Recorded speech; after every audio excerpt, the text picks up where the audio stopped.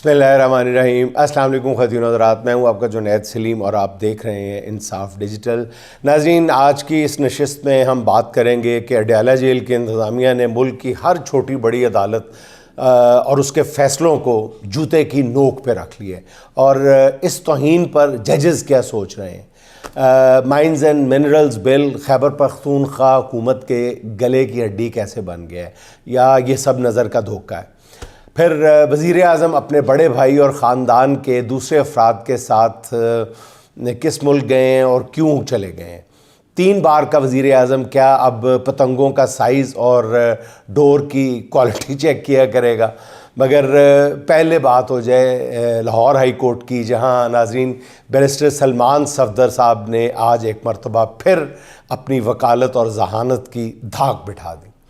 26वीं तरमीम ने वैसे तो नाज़रीन आप जानते ही हैं कि अदलिया को बेमानी बना के रखती है, मगर फिर भी इस राख से कभी ना कभी कोई चिंगारी निकलती नज़र आती है। आज पूरे 8 माह बाद लाहौर हाई कोर्ट के 2 रुकनी बेंच ने इमरान खान की 9 मई के 8 मुकदमात में ज़मानत के केस की समाअत की है। 8 महीने के बाद आज का दिन भी बैरिस्टर सलमान सफदर के नाम रहा, जिन्होंने पूरा मतलब इल्मी पॉइंट्स की लॉ एक एक्सपर्ट के तौर पे बाकायदा मुदल्लल अंदाज में 9 मई के सारे मुकदमे की भरी अदालत में धज्जियाँ उड़ा के रख दी।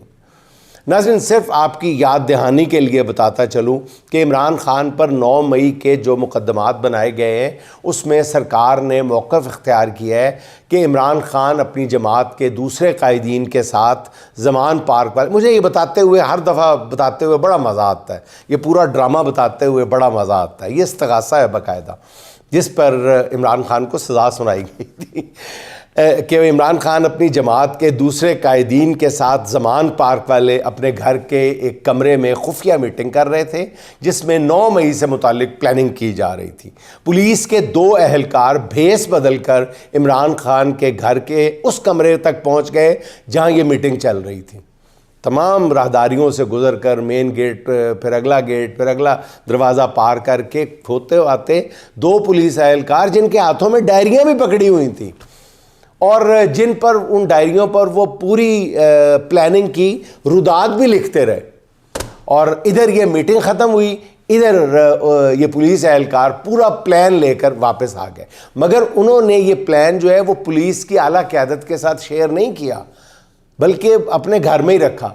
जब 9 मई के हंगामे हुए, जब तोड़ फोड़ हुई, तो फिर ये अहलकार डायरियां लेकर सामने आए। अब यही अहलकार जो है वो 9 मई के मुकदमात में इमरान खान के खिलाफ मुद्दई हैं।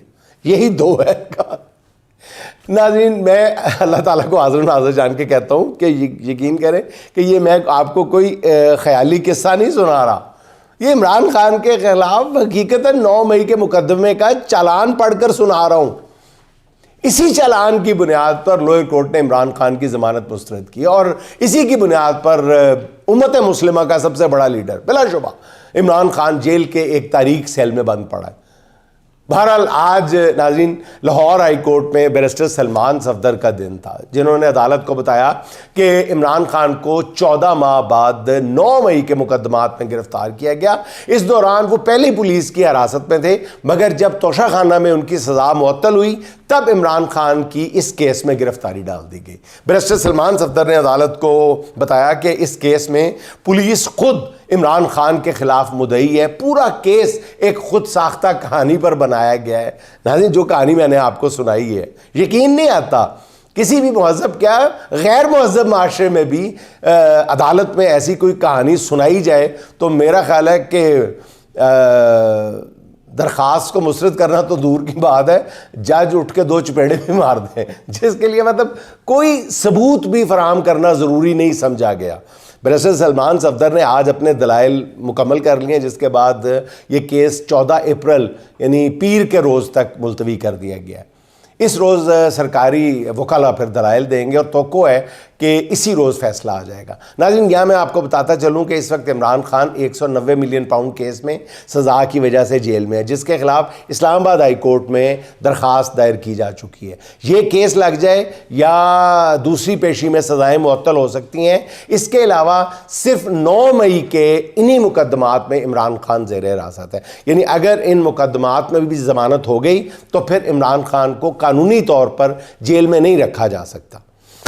अच्छा नाज़रीन, इस्लामाबाद की इंसदाद दहशतगर्दी अदालत से भी आज एक अच्छा फैसला आया। अदालत ने 26 नवंबर के एहतजाज के मुकदमे में 5 माह से गिरफ्तार PTI बलोचिस्तान के शेरदिल सदर, बिल्कुल मैं सोच समझ के ये लफ्ज़ इस्तेमाल कर रहा हूँ, शेरदिल सदर सालार काकड़ समेत 20 कारकुनों को मुकदमे से डिस्चार्ज कर दिया। इससे पहले भी अदालत जो है वो सालार काकड़ की ज़मानत मंजूर कर चुकी है, मगर उन्हें एक और मुकदमे में गिरफ़्तार कर लिया गया। अब देखें क्या फ़ैसला होता है। सुप्रीम कोर्ट में नाज़रीन एजाज़ चौधरी साहब की ज़मानत का केस जो है वो 16 अप्रैल को समाअत के लिए मुकर्रर हो गया है। ये बहुत ही अहम नौइयत का केस है।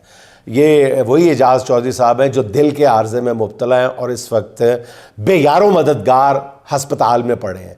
जानबूझ के उनको एक दूसरे हॉस्पिटल से PIC में शिफ्ट किया गया है। और नाज़रीन, PIC की जो सरबराही है वो एक ऐसे डॉक्टर साहब के पास है जो असल में शरीफ ख़ानदान के ज़ाती मुआलिज भी हैं। और उस हॉस्पिटल में यानी PIC में पंजाब इंस्टीट्यूट ऑफ कार्डियोलॉजी में एजाज़ चौधरी को रखा गया है। और मैं बार बार कह रहा हूँ कि इंतहाई बेयारो मददगार हालत में वहाँ पे पड़े हैं। पूरा पूरा दिन डॉक्टर नहीं आता और किसी को मिलने की इजाज़त नहीं है। इंतहाई सख्ती बरती जा रही है और उनका केस जो है वो 16 अप्रैल के लिए मुकर्रर किया गया है।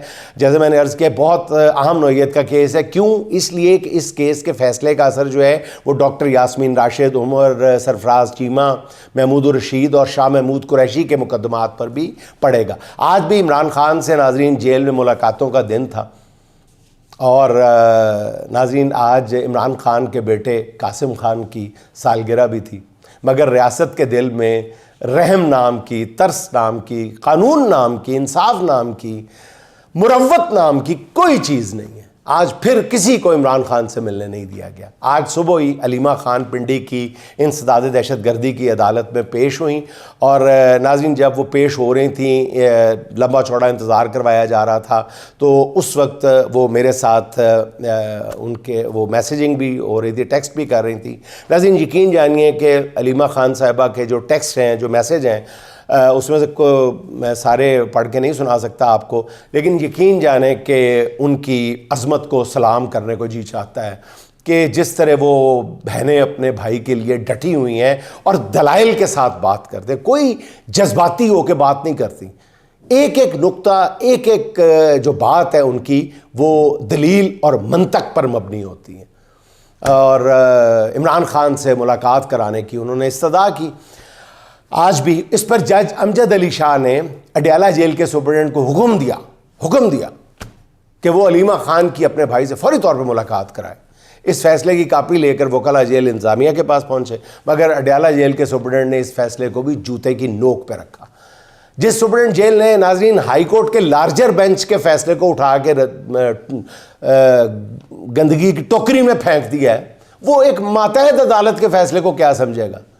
जो हो रहा है ना नाज़रीन, उससे मुझे तो लगता है कि या तो हमारी मुअज़्ज़ज़ अदलिया और उसके जजेस अपनी इज़्ज़त और अपनी अदालत के वक़ार से बिल्कुल बेनियाज हो चुके हैं और उन्हें सिर्फ अपने ओहदे और जज की कुर्सी और मिलने वाले प्रोटोकॉल की परवाह, या फिर उन्होंने खुदा न खास्ता जेल के मुँह ज़ोर अफसरों से डील कर ली है कि हम जितने मर्जी सख्त फैसले करते रहें, तुम अपनी मर्जी करते रहना। एक तरफ हम फैसले देकर सुरखरू होते रहेंगे और तुम उन्हें ना मानकर अपना काम चलाते रहना, अपनी नौकरी पक्की करते रहना।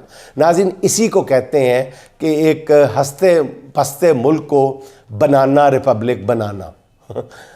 इस्तग़फ़ार। इसी को इदारों की तबाही कहते हैं नाज़रीन। ऐसी रियासतों को ही फिर दुनिया जो है वो फेल्ड स्टेट के तौर पे जानती है।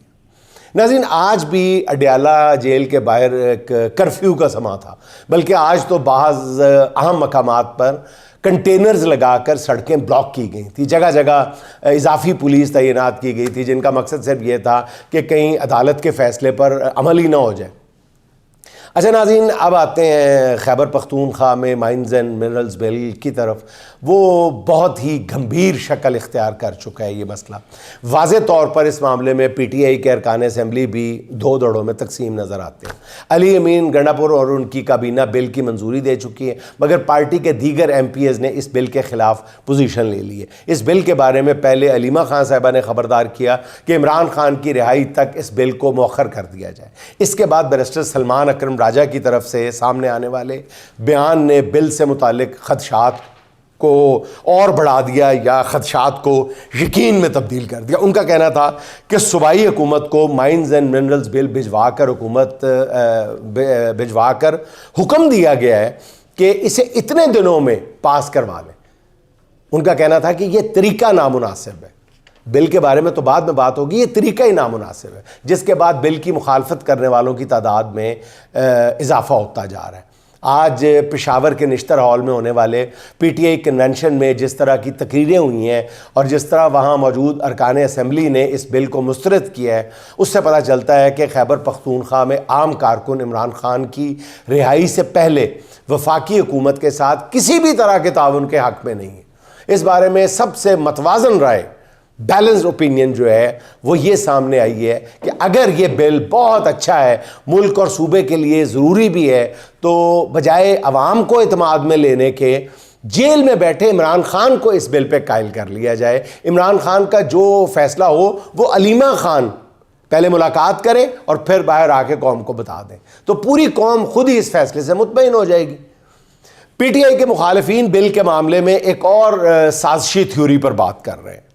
उनका कहना यह है कि बिल की मंजूरी देकर सूबाई काबीना गलत शॉट खेल चुकी है और अब इस डैमेज को कंट्रोल करने के लिए पूरी प्लानिंग से PTI के अंदर से इस बिल के ख़िलाफ़ आवाज़ें उठवाई जा रही हैं, जिससे ये तासुर दिया जा रहा है कि इस बिल की मंजूरी से अली अमीन गंडापुर की हुकूमत मुश्किल में आ सकती है और ये बात वज़ीर आला की तब्दीली तक भी जा सकती है और मुखालिफिन और वफाकी हुकूमत को ये फ्रेंडली मुकाबला दिखाकर अली अमीन गंडापुर ख़ुद भी इस बिल से पीछे हट रहे हैं। बहरहाल नाज़रीन, अब अगर ये बिल इमरान खान की मंजूरी के बग़ैर पास हुआ तो फिर अली अमीन गंडापुर की हुकूमत के लिए ये बहुत बुरी खबर होगी। अच्छा नाज़रीन, अब आते हैं जी बेलारूस की तरफ। वज़ीर आज़म शहबाज शरीफ साहब जहाँ पे 2 रोज़ा दौरे पर रवाना हो गए और उनके हमरा वज़ीर आला पंजाब मरियम नवाज़ शरीफ साहिबा, बड़े भाई नवाज़ शरीफ, रिश्तेदार इसहाक डार साहब, हसन नवाज़ ये सारे बेलारूस रवाना हो गए। नाज़रीन, अब अंदाज़ा लगाया जा सकता है कि ये सरकारी से ज़्यादा एक ख़ानदानी दौरा है। अब नून लीगी ज़राए ये कहते हैं कि मरियम नवाज़ को शहबाज शरीफ इसलिए गैर मुल्की दौरों में साथ लेके जा रहे हैं कि उनकी सफारती सतह पे ग्रूमिंग की जा सके और कल जब उन्हें वज़ीर आज़म बनाया जाए तो वो इसके लिए पूरी तरह तैयार हों। नवाज़ शरीफ, मेरा ख्याल है कि अगर उनको वज़ीर आला से वज़ीर आज़म के तौर पे आपने तैयारी करवानी है तो फिर फ़ोटो सेशंस का लेवल बढ़ा दिया जाए, फिर टिकटॉक का लेवल बढ़ाना चाहिए, फिर कैमरा एंगल्स मज़ीद समझाए जाने चाहिए। अच्छा, बहरहाल नवाज़ शरीफ जिनके बारे में कहा जा रहा था कि वो बीमार हैं और डॉक्टर्स ने उन्हें हवाई सफ़र से भी मना कर रखा है, उन्होंने कल लाहौर वर्ल्ड सिटी से मुतालिक एक इजलास में शिरकत की है और इस मौके पर ज़राए के मुताबिक नवाज़ शरीफ साहब ने फरमाइश की कि लाहौर में बसंत का त्यौहार बहाल किया जाए, जिस पर ओल्ड सिटी के DG कामरान लाशारी ने मियाँ नवाज़ शरीफ को कंट्रोल्ड एनवायरनमेंट में बसंत मनाने पर ब्रीफिंग दी। मियाँ साहब को बताया गया कि बसंत के मौके पे पतंगें किस तरह कंट्रोल्ड एनवायरनमेंट में उड़ाई जाएंगी और इसके लिए डोर कैसी तैयार की जाएगी और उनको तैयार करने वाले कारीगरों की बाकायदा रजिस्ट्रेशन होगी और पता नहीं क्या क्या होगा। यानी अब 3 बार का नाज़रीन वज़ीर आज़म बसंत पर उड़ने वाली पतंगों के साइज़, डोर की क्वालिटी जो है वो चेक किया करेंगे। इस पर क्या कहें नाज़रीन, इस पर खुश हों या इस पर मलामत का इज़हार करें, शर्मिंदगी पशेमानी, मुझे नहीं पता कि कैसे करना चाहिए, कैसे बात। अच्छा, पता नहीं नवाज़ शरीफ से किस चीज़ का बदला लिया जा रहा है, मुझे तो ये नहीं समझ आ रही। 3 बार के वज़ीर आज़म को यूँ तमाशा बनाने पर शरीफ ख़ानदान मेरा ख्याल खुद ही पेश है। बहरहाल मियाँ नवाज़ शरीफ आज सुबह पहले एक खुसूसी तैयारे के ज़रिए लाहौर से इस्लामाबाद पहुँचे और फिर वहाँ से बेलारूस रवाना हुए। उनके ज़ाती मुआलिज डॉक्टर अदनान भी उनके हमरा थे। पता नहीं जहाज़ में भी स्टेथोस्कोप उनके कंधे पर था या नहीं। ज़राए का कहना यह है कि नवाज शरीफ बेलारूस से ही लंदन रवाना हो जाएंगे, जहाँ वो 2 हफ्ते क़याम करेंगे। मगर किसी को पता है या नहीं कि ये 2 हफ्ते महीनों और सालों में बदल जाएंगे या नहीं, मुझे नहीं इसके बारे में पता। बहरहाल हमारा गुमान तो यही है कि जब तक मियाँ नवाज शरीफ साहब की साहबजादी पंजाब के सिंहासन पर मौजूद हैं, उनके वालिद पाकिस्तान आते जाते रहा करेंगे। अभी चंद रोज़ कबल नाज़रीन वज़ीर आज़म ने बिजली की कीमत में 6 रुपये फ़ी यूनिट कमी का ऐलान किया। अभी ये फ़ायदा आम आदमी तक पहुंचा भी नहीं था, बल्कि उसने सूंघा भी नहीं था कि हुकूमत ने गैस की कीमत में इजाफे की तैयारी कर ली है। सुई नॉर्दर्न ने आइंदा माली साल के लिए गैस की कीमत में 765 रुपया फ़ी वो क्या होता है MBBTU इजाफे के लिए ओगरा को दरख्वास्त दे दी है, और गैस की नई कीमत जो है वो 2485 रुपये 72 पैसे फ़ी MMBTU मुकर्रर करने की इस्तदा की गई है। गैस की कीमत में इजाफा कर दिया गया तो नाज़रीन गैस का कम से कम बिल भी 2485 रुपये आएगा, बुनियादी बिल भी।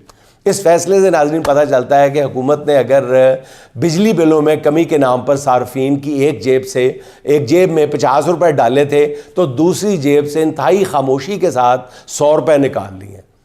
3 साल से हुकूमत यही शोबदाबाजी कर रही है, एक चीज़ की कीमत में मामूली सी कमी करके किसी और चीज़ की कीमत में कई गुना इजाफा कर दिया जाता है, और फिर इश्तिहारात शाया करवाए जाते हैं, अपने टीवी पे उनके भोंपू शुरू हो जाते हैं। पिछले अब देखें चंद हफ्तों में आलमी मार्केट में तेल की फ़ी बैरल कीमत जो है वो गालिबन $14 कम होकर $60 फ़ी बैरल तक आ गई है। मगर इसका फ़ायदा आम आदमी तक पहुँच रहा है? अगर पहुँच रहा है तो मुझे भी ज़रूर बताइएगा। अब हुकूमत का कहना है कि आवाम को बिजली के बिलों में जो रिलीफ पहुंचाया जा रहा है उसे तेल की कीमतों से पूरा किया जाएगा, यानी अपना नुकसान तेल वालों पूरा कर लेंगे। तो अवाम को क्या मिला फिर? दूसरी तरफ हुक्मरान नाज़रीन देखें अपनी अय्याशियों पर कोई कॉम्प्रोमाइज़ करने के लिए तैयार नहीं है। ये छोटी सी देख लें कि ख़ुसूसी तैयारों के ज़रिए इस्लामाबाद जाया जा रहा है और एक फैमिली डेलीगेशन लेकर तो बेलारूस के दौरे किए जा रहे हैं। वज़रा और अरकान असम्बली की तनख्वाहें जो है वो कई गुना, परसेंटेज नहीं कई गुना बढ़ा ली गई हैं। हालांकि इस बढ़ती हुई महंगाई में तनख्वाहों की अदायगी के लिए सरकारी मुलाजमीन के लिए और दीगर शोबों में अदायगियों के लिए नए कर्ज़े लिए जा रहे हैं, जिसकी वजह से नाज़रीन आप हैरान होंगे कि कर्ज़ों का जो वॉल्यूम है तमाम अगले पिछले रिकॉर्ड तोड़ गया। इस वक्त जो इस हुकूमत ने जो कर्ज़े लिए हैं वजारत ख़जाना के, अपनी वजारत ख़जाना के मुताबिक मुल्की और गैर मुल्की कर्ज़ों का जो हजम है वो 75,000 अरब तक पहुँच गया है। मुल्की कर्ज़ जो है वो 51,000 और बैरूनी कर्ज़ जो है वो 24,000 अरब रुपए तक पहुँच गया। दिसंबर ता फरवरी सिर्फ 3 माह में कर्ज़ों में 1,338 रुपए का इजाफा हुआ है। दिसंबर ता फरवरी। कोई पूछने वाला है कि 3 माह में लिए गए 1,338 रुपए का जो कर्ज़ है उससे कौन सा अवामी मंसूबा शुरू किया गया? इतने बड़े कर्ज़ से पूरे मुल्क में कोई मेगा प्रोजेक्ट शुरू किया गया है तो हुकूमत अवाम को बता दे, मगर ऐसा कुछ नहीं किया गया। और नाज़रीन आखिर में आपको ये ख़बर भी देता चलूँ कि कल 11 अप्रैल है, यानी कल मुराद सईद ने सवात में ग्रैंड जरगे का ऐलान कर रखा है, जिसमें इमरान खान और बुशरा बीबी की रिहाई के लिए हतमी तौर पे लाए अमल पर बात की जाएगी, लाए अमल तरतीब दिया जाएगा। ये बहुत ही अहम कन्वेंशन है नाज़रीन। इस कन्वेंशन की कामयाबी मुल्क की आइंदा सियासत की राहें भी मुतय्यन करेगा। इमरान खान की रिहाई की बात हो रही है तो इस बारे में मारूफ सहाफ़ी हामिद मीर का बयान शेयर करना बड़ा ज़रूरी है। वो कहते हैं कि इमरान खान से जेल में जो भी मिलकर आ रहा है वो बाहर आकर कहता है कि इमरान खान ना जेल से बाहर आने, NRO लेने या कोई डील करने के मूड में नहीं है, और ना ही इमरान खान किसी दूसरे को NRO देने के मूड में है। हामिद मीर साहब कहते हैं कि जिसकी मैं भी भरपूर तायीद करता हूँ कि इमरान खान की कैद ही इस वक्त इमरान खान का इस हुकूमत के ख़िलाफ़ सबसे बड़ा कार्ड है। नाज़रीन इसके साथ ही नईम ज़रार साहब के 2-4 अशार सुन लें। दिल ख़राब को एक रोज़ भर ही जाना था, दिल ख़राब को एक रोज़ भर ही जाना था, नईम लौट के आखिर को घर ही जाना था। ख़मीर जिनका उठा था जफ़ा की मिट्टी से, जिधर से आए थे उनको उधर ही जाना था। उसे कहा था कि है मार पहली बारिश की, जो रंग अपना नहीं था उतर ही जाना था, जो रंग अपना नहीं था उतर ही जाना था। नईम कम ही सही हम जिए मगर हक पर, नईम कम ही सही हम जिए मगर हक पर, नहीं तो यूं भी किसी रोज़ मर ही जाना था, नहीं तो यूं भी किसी रोज़ मर ही जाना था। नाज़रीन, खुश रहें, खुश रखें। आपसे मुलाकात होगी इंशाअल्लाह अगले व्लॉग में। अल्लाह हाफ़िज़।